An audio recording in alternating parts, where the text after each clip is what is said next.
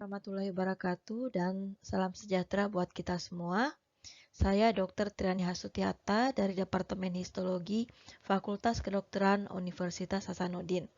Kali ini saya akan melanjutkan lagi histologi sistem kardiovaskular bagian kedua, yaitu histologi sistem vaskular.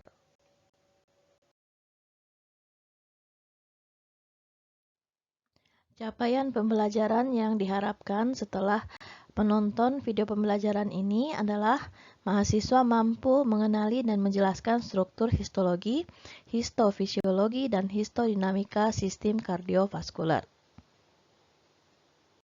Spesifik, ada beberapa substansi yang harus dikuasai setelah menonton video pembelajaran kali ini, yaitu yang pertama adalah menjelaskan mikroskopis dari arteri dan vena, baik arteri dan vena besar, sedang, dan kecil.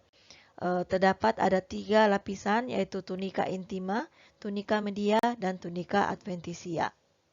Yang kedua adalah bisa menjelaskan mikroskopis dari pembuluh darah yang kecil, yaitu pembuluh darah kapiler. Ada 3 jenis, yaitu kapiler kontinu, kapiler fenestrata, dan kapiler sinusoid. Yang ketiga adalah bisa menjelaskan perbedaan antara arteri dan vena. Jadi kita lanjut ke histologi sistem vaskular. Untuk pembagian vaskular ini terbagi menjadi ada arteri dan ada vena. Untuk arteri itu sendiri terbagi menjadi elastis, kemudian arteri sedang atau biasa juga dikenal sebagai arteri tipe muskular, kemudian arteri kecil atau juga biasa disebut sebagai arteriol. Kemudian ada kapiler, kemudian ada vena. Vena itu mulai dari vena kecil, vena sedang, dan vena besar.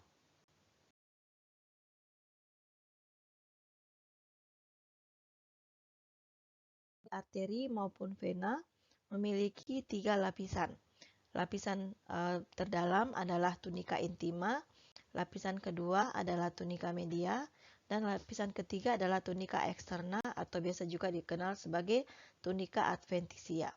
Tunika intima itu berhubungan dengan lumen. Lumen adalah tempat mengalirnya darah yang seperti yang ditunjukkan di gambar. Ini juga lumen daripada vena. Kemudian tunika intima itu adalah bagian luar dari lumen, dilapisi oleh suatu endotelium, dan kemudian di bawah endotelium itu terdapat subendotelial. Kemudian bagian terluarnya adalah lamina elastica interna. Jadi lamina elastica interna itu merupakan bagian dari tunika intima. Kemudian untuk lapisan kedua adalah tunika media. Tunika media di sini terdiri dari otot-otot polos. Ya, ini adalah otot-otot polos. Begitu juga pada vena, ini adalah tunika media. Biasanya tunika media pada arteri itu lebih tebal dibandingkan dengan tunika media pada vena. Kemudian selain otot polos, juga terdapat lamina elastica externa. Lamina elastica externa ini perbatasan antara tunika media dengan tunika adventisia dan merupakan bagian dari tunika media. Kemudian bagian terluar itu adalah tunika eksterna. Pada tunika eksterna ini ditemukan vasa vasorum, yaitu pembuluh darah kecil yang mensuplai arteri maupun vena. Kemudian juga untuk menghubungkan arteri dan vena, yaitu arteri kecil dan vena kecil, itu ada suatu pembuluh darah yang disebut sebagai pembuluh darah kapiler. Kalau pembuluh darah kapiler ini hanya terdiri dari endotelium saja, tidak ada tunika intima, tunika media, ataupun tunika eksterna. Nah, untuk vena itu sendiri, pada lumennya ini terdapat adanya suatu valvula atau katup. Ini yang membedakan dengan arteri. Sekarang kita bahas satu persatu mikroskopis dari arteri dan vena. Yang pertama adalah arteri besar. Arteri besar ini biasa dikenal sebagai arteri elastis. Tadi sudah dikatakan terdiri dari 3 lapis. Dan lapisan ketiga adalah tunika adventisia. Pada arteri besar ini, tunika intimanya dilapisi oleh endotelium atau satu epitel selapis gepeng. Kemudian di bawahnya ada lapisan subendotel. Kemudian pada tunika intima arteri besar ini tidak jelas lamina elastika internanya. Kenapa tidak jelas lamina elastika internanya? Karena terdapat banyak sekali serat-serat elastis yang ada pada tunika media arteri besar tersebut. Sehingga dikatakan pada tunika intima arteri besar tidak ada lamina elastika interna. Yang lapisan kedua adalah tunika media. Pada tunika media arteri besar, di sini terdapat banyak sekali serat elastis dan sederetan lamina elastika yang tampak berlubang-lubang. Kelihatan pada gambar seperti ini. Ya, di sini banyak sekali serat-serat elastis yang terwarnai dengan warna biru keunguan ataupun ungu kehitaman. Nah, di antara serat-serat elastis ini terdapat otot polos. Kemudian pada tunika media arteri elastis atau arteri besar ini tidak ditemukan adanya lamina elastika eksterna seperti halnya dengan lamina elastika interna. Karena tidak bisa dibedakan antara serat elastika yang ada pada tunika media tersebut. Kemudian yang ketiga adalah tunika adventisia. Kalau tunika adventisia itu terdiri dari banyak fasa vasorum seperti ini yang ditunjukkan. Kemudian ada pembuluh saraf, ya, ada saraf di antaranya dan ada jaringan lemak. Jadi pada gambar kelihatan bagian ini adalah tunika intima. Kemudian dari sini sampai sini adalah tunika media. Dan yang ini adalah tunika adventisia. Kenapa dia tadi disebut sebagai arteri elastis? Karena banyak ditemukan serat elastis pada tunika media.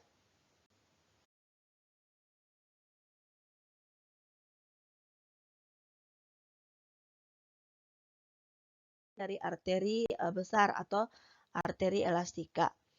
Nah, ada tunika intima dan tunika media pada gambar sebelah kiri dan tunika media dan tunika adventisia pada gambar sebelah kanan. Tampak bahwa bagian atas ini dia dilapisi oleh selapis gepeng yang dikenal sebagai endotel. Ini adalah tunika intima. Kemudian yang dari sini adalah tunika media. Tampak banyak sekali serat-serat elastis. Di antara serat elastis terdapat otot-otot polos, ya. Kemudian tidak ditemukan adanya lamina elastika interna. Kemudian berikutnya adalah antara tunika media dengan tunika adventisia. Pada tunika adventisia ini ada pembuluh saraf, kemudian ada fasa vasorum, ya. Dan ditemukan adanya sel-sel adiposa juga, tapi di sini tidak kelihatan sel-sel adiposanya. Dan tidak ditemukan adanya lamina elastika eksterna. Tidak kelihatan, ya.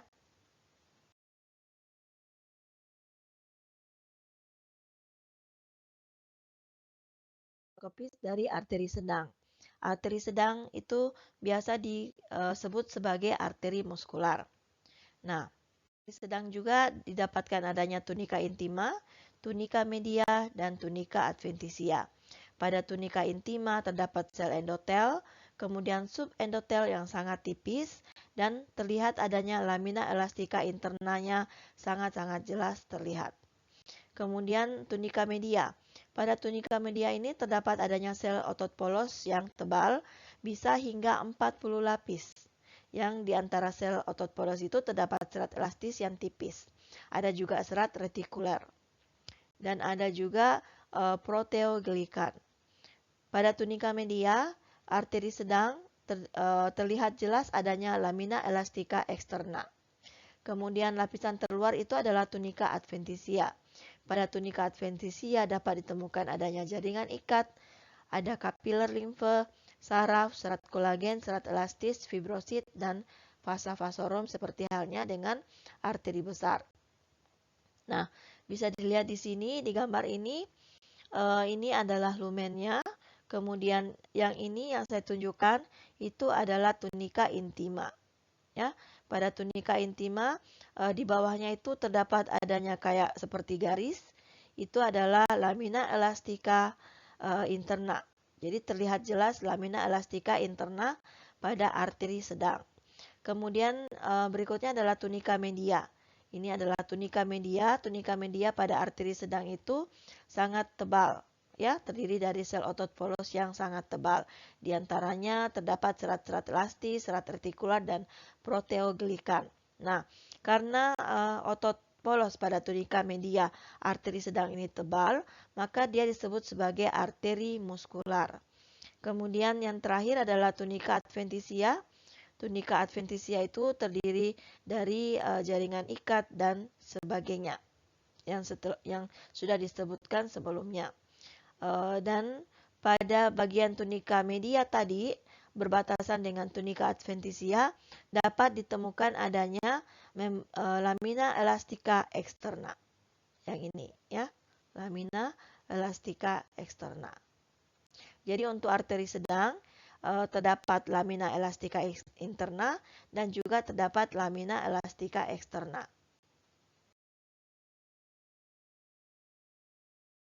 Ini memperlihatkan lebih jelas antara tunika intima, tunika media, dan tunika adventitia arteri sedang. Di bawah dari sel-sel endotel itu ada subendotel yang sangat tipis dan juga ada garis yang kelihatan jelas yang mengikuti tunika intima, itu yang disebut sebagai lamina elastica interna. Kemudian ada tunika media yang terdiri dari otot polos, sama halnya di bagian sini. Ya. Nah, ini adalah lamina elastica interna. Kemudian ada lamina elastica externa yang berbatasan dengan otot polos pada tunika media dengan tunika adventitia. Ya, sama halnya dengan gambar ini.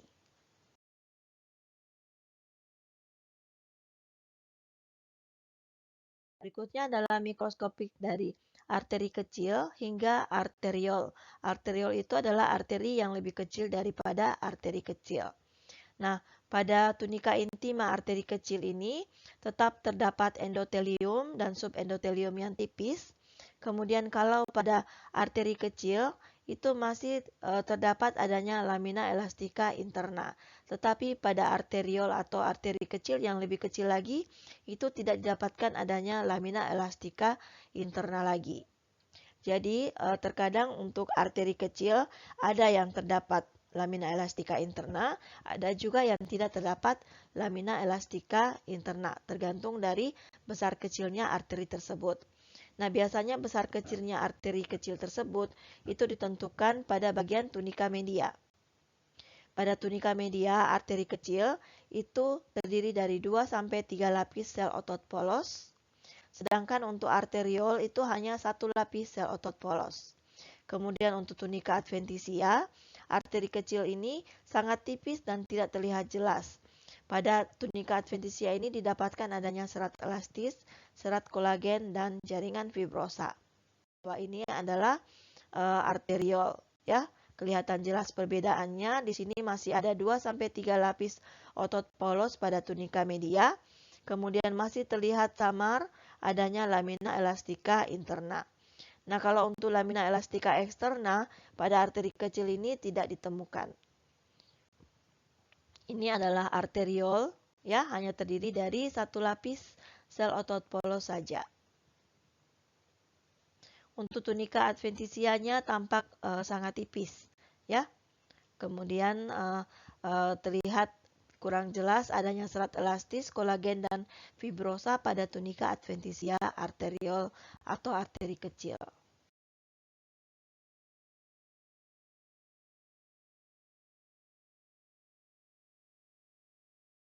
Nah, ini adalah mikrovaskular. arteriol atau arteri yang sangat kecil tadi, kemudian berlanjut menjadi bagian akhir dari bagian arteri. Di sini terdapat adanya serat-serat otot polos, kemudian dikelilingi oleh satu lapis endotel. Kemudian dari sini sebelum berlanjut ke kapiler, dia menjadi meta arteriol yang lebih kecil. Kemudian dia akan berlanjut menjadi sphincter prekapilari, kemudian akan berlanjut menjadi kapiler yang sebenarnya. Dari kapiler ini akan bercabang-cabang dan nanti akan menjadi satu dan bergabung ke menjadi vena kecil, ya. Nah, vena kecil ini juga hanya terdiri dari satu lapis endotel dan ada yang disebut sebagai vena kecil post capillary atau vena setelah kapiler. Jadi kapiler itu berada di bagian di sini yang akan nanti kita bicarakan jenis-jenis kapiler tersebut.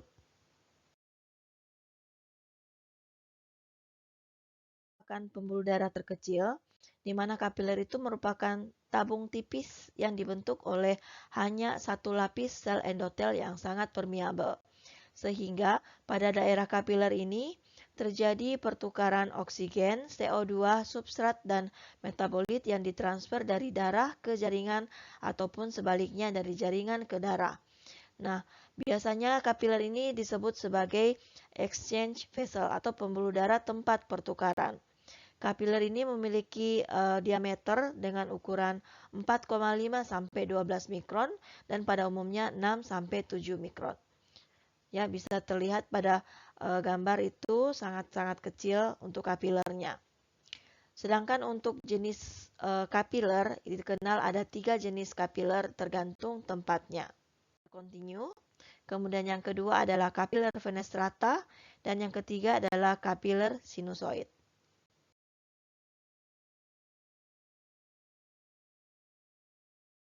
Kapiler continue itu memungkinkan pertukaran zat ditandai dengan adanya kontinuitas khusus pada sel endotel di dindingnya yang masih continue atau bersambung antara satu dengan yang lainnya.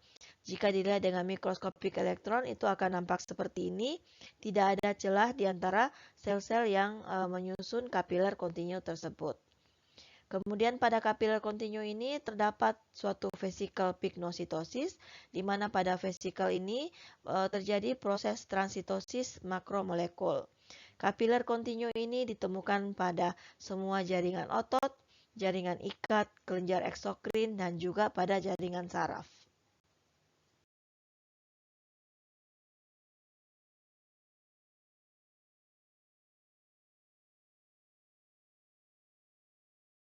Fenestrata, di mana pada kapiler fenestrata ini terdapat adanya lubang-lubang atau fenestrata yang berbentuk sirkuler kecil yang ditutupi oleh diafragma yang sangat tipis. Tampak seperti ini, ya. Kalau secara skematik itu akan kelihatan seperti ini. Ini adalah sel-sel endotelnya, kemudian di dalamnya terdapat eritrosit. Pada sel-sel endotelnya itu terdapat adanya lubang-lubang kecil seperti ini atau fenestrata dan ditutupi oleh diafragma yang sangat tipis. Kalau dengan menggunakan mikroskopik elektron itu akan nampak seperti ini selnya. Ada tampak adanya lubang-lubang kecil, ya. Nah, oleh karena adanya lubang kecil, maka kapiler fenestrata ini biasanya terdapat pada jaringan tempat pertukaran zat yang dibutuhkan secara cepat antara jaringan dan darah. Misalnya pada organ ginjal, pada usus, plexus choroideus, dan kelenjar endokrin.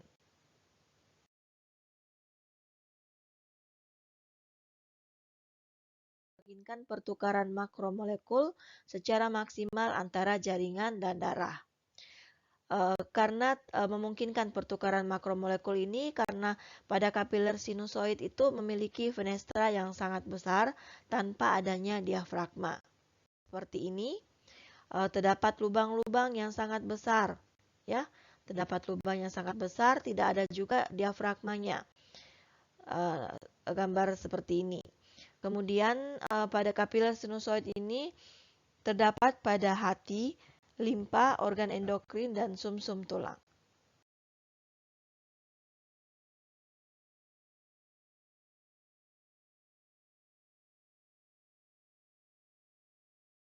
Kita lanjut ke pembuluh darah berikutnya yaitu vena. Di sini adalah vena kecil hingga venule. Secara mikroskopik juga terdiri dari tunika intima, ada sel-sel endotelnya, kemudian tunika media. Pada tunika media terdapat otot polos yang berjalan secara sirkuler, tapi otot polosnya itu sangat tipis. Kemudian ada juga tunika adventisia pada bagian luarnya, terdiri dari sel fibroblast, serat kolagen, dan serat elastis. Adalah venule atau vena kecil. Sedangkan di antaranya itu adalah arteri kecil ya. Di vena kecil yang ditunjuk ini tampak jelas bahwa sel endotelnya hanya satu lapis, tipis sekali. Kemudian tunika medianya, otot polosnya juga sangat kecil. Kemudian pada bagian tunika adventisianya ini diantaranya terdapat adanya sel-sel fibroblast, ada juga serat kolagen dan serat elastis. Sama halnya dengan di bagian atas ya. Ini adalah vena kecil, sedangkan ini adalah venule.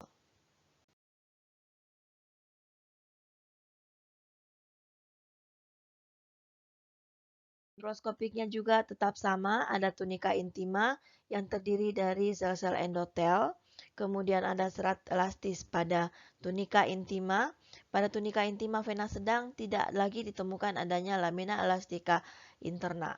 Kemudian pada tunika media itu terdapat otot polos yang berjalan secara sirkuler, tapi dia lebih tipis dibandingkan tunika media dari arteri sedang. Kemudian selain otot polos juga ditemukan adanya serat-serat kolagen pada tunika media. Tidak ditemukan adanya lamina elastica externa pada tunika media vena sedang. Kemudian bagian terluarnya, tunika adventisianya ini lebih tebal daripada tunika medianya sendiri. Kemudian pada tunika adventisia didapatkan adanya fibroblast dan serat kolagen serta serat elastis. Ini adalah lumennya. Kemudian ini adalah tunika intima, tipis sekali. Kemudian ada tunika media, terdiri dari otot polos yang berjalan secara sirkuler. Di antaranya ada serat kolagen dan terdapat tunika adventisia yang lebih tebal dibandingkan tunika media. Di tunika adventisia dapat ditemukan adanya fibroblast, serat kolagen, dan serat elastis.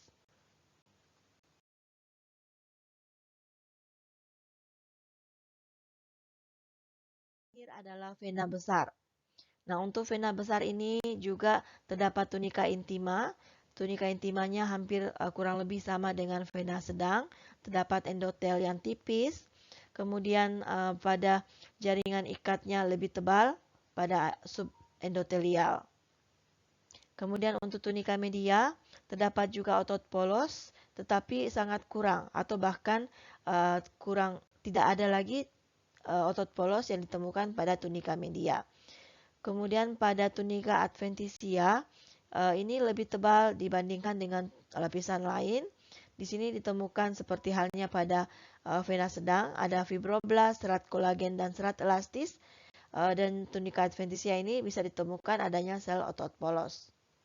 Terdapat adanya sel-sel endotel yang ditunjuk. Kemudian ini bagian dari tunika intima juga. Terdapat jaringan ikat. Kemudian ini adalah tunika media. Di sini biasa ada yang menemukan punya otot polos, ada juga yang tidak terdapat otot polos. Kemudian tunika adventisianya lebih tebal, ya. Jadi ini juga yang membedakan antara vena besar dengan arteri besar. Biasanya pada vena itu lebih tebal pada tunika adventisia dibandingkan tunika adventisia dari arteri.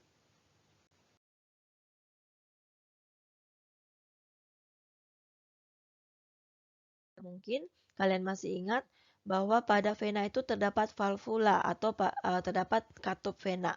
Ya, katup vena ini terdapat di vena ekstremitas inferior. Dia terbuka searah dengan aliran darah, merupakan pembuluh darah yang tipis dan terdapat sinus. Pada lapisan superficial terdiri dari endotel, terdapat jaringan ikat di antaranya. Kemudian katup vena atau valvula ini berfungsi untuk mengatur aliran darah sehingga bisa terjadi pencegahan terjadinya reflux. Jika katup atau katup vena ini rusak, maka vena bisa melebar, ya. Vena yang normal terdapat katup. Kemudian ini untuk mencegah terjadinya reflux daripada darah. Kemudian jika katupnya ini rusak, maka venanya ini akan melebar dan akan tampak secara klinis itu ada yang disebut sebagai varises. Jika varises ini mengalami infeksi, maka bisa terjadi adanya ulkus varikosum.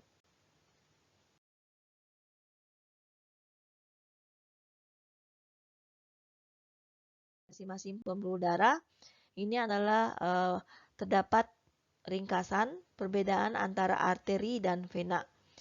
Bisa dilihat perbedaan antara arteri dan vena dari dindingnya, lamina elastikanya, lumen, tunika media, eritrosit, kapiler limfe, katup atau valvulanya, tekanan oksigen, dan diameter cabangnya. Untuk arteri dulu, untuk arteri dindingnya terlihat jelas, sedangkan vena dindingnya tidak terlihat secara jelas.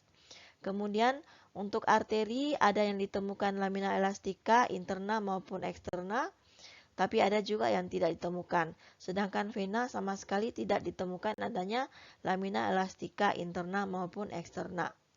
Kemudian untuk arteri, lumen dari arteri ini biasanya lebih kecil dibandingkan dengan lumen daripada vena. Kemudian kalau dilihat dari tunika media pada arteri lebih tebal dibandingkan dengan vena. Kemudian kalau dilihat dari eritrosit, biasanya pada vena itu ditemukan eritrosit pada lumen, sedangkan arteri tidak. Kemudian untuk kapiler limfe itu biasanya berhubungan dengan vena, sedangkan pada arteri tidak.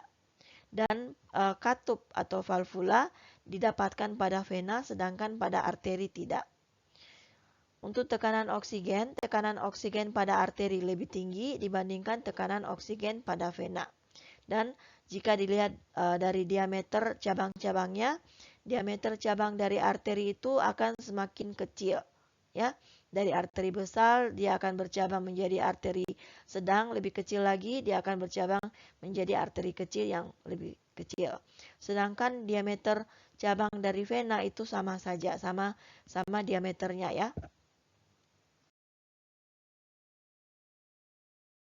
Ini tampak lebih jelas perbedaan antara arteri dan vena. Kita bisa lihat ini adalah arteri, sedangkan gambar yang di bawah ini adalah vena. Kita mulai dari tunika intima. Tunika intima itu sama-sama terdiri dari sel endotelium, ya ini. Kemudian ada subendotel. Biasanya subendotel pada vena itu lebih tipis dibandingkan subendotel pada arteri. Kemudian pada arteri ada ditemukan lamina elastika interna tergantung jenis arterinya, sedangkan pada vena tidak ditemukan sama sekali lamina elastika interna. Kemudian pada tunika media pada arteri itu lebih tebal, terdiri dari otot-otot polos, sedangkan tunika media pada vena itu lebih tipis, ya, dibandingkan dengan arteri. Kemudian selanjutnya tidak ditemukan adanya lamina elastika eksterna pada vena, sedangkan pada arteri bisa ditemukan, bisa tidak, ya. Sini. Ini adalah lamina elastika eksterna. Kemudian pada bagian adventisia pada vena itu lebih tebal dibandingkan tunika adventisia pada arteri. Ya, kemudian tampak jelas juga kalau untuk arteri ini pembagian tiap-tiap tunika, mulai dari tunika intima, media dengan adventisia itu terlihat jelas perbedaannya. Ya, pembagian tunikanya terlihat jelas. Sedangkan untuk vena pembagian tunikanya ini tampak tidak kurang jelas, tampak seperti berbaur.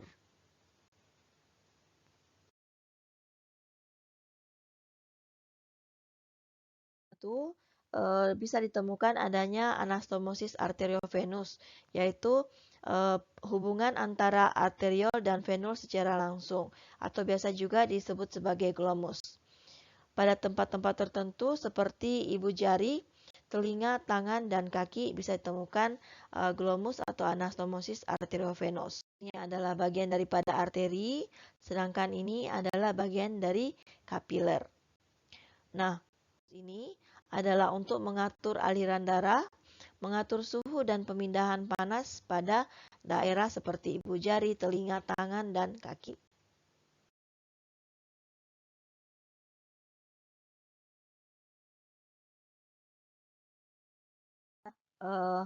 Membahas satu persatu tentang mikroskopik dari arteri dan vena, mulai dari arteri besar, arteri sedang, arteri kecil, kemudian vena kecil, vena sedang, dan vena besar. Masing-masing lapisannya, tunika intima, media, dan tunika adventitia sudah kita dengarkan, sudah kita bahas. Kemudian berikutnya sudah juga mikroskopik dari kapiler, baik kontinu, fenestrata, dan sinusoid. Kemudian sudah juga penjelasan tentang perbedaan arteri dan vena, serta terakhir itu adalah ada yang disebut sebagai glomus.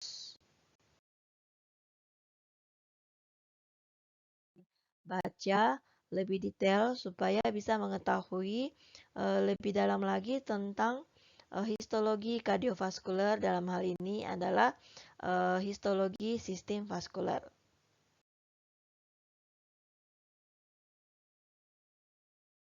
Terima kasih telah menonton video pembelajaran tentang histologi kardiovaskuler part 2, khusus tentang histologi sistem vaskuler.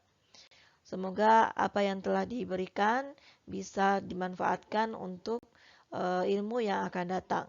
Assalamualaikum warahmatullahi wabarakatuh.